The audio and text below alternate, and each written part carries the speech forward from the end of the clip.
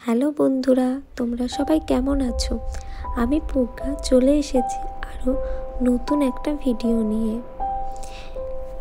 জানো তো, আমি এই পুরুলিংয়ের কৌটোগুলো অনেক দিন ধরে জমিয়ে রাখি।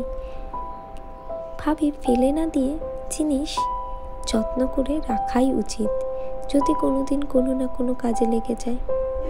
দেখো, ঠিক আজ তাই হলো, কোনো কাজে তো লাগলো। ইউটিউবে একটা ডল তৈরির ভিডিও দেখে আমারও মনে হলো আমিও তৈরি করি।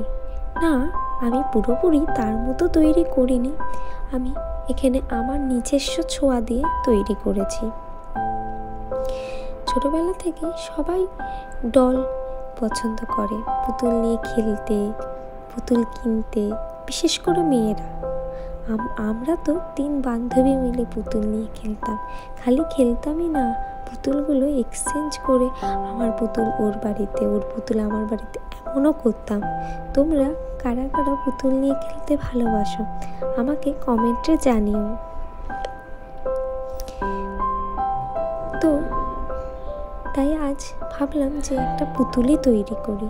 জানি না কেমন হয়েছে, তোমরা আমাকে কমেন্ট করে জানিও যে এই ছোট্ট কিউট পুতুলটা কেমন হয়েছে। যদি আমার এই ধরনের ভিডিওগুলো তোমাদের ভালো লেগে থাকে তাহলে আমার চ্যানেলটাকে সাবস্ক্রাইব করে দিও।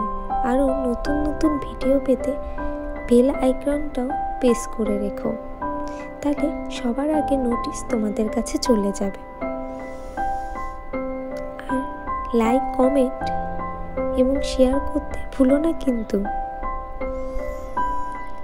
আজ এইটুকুই।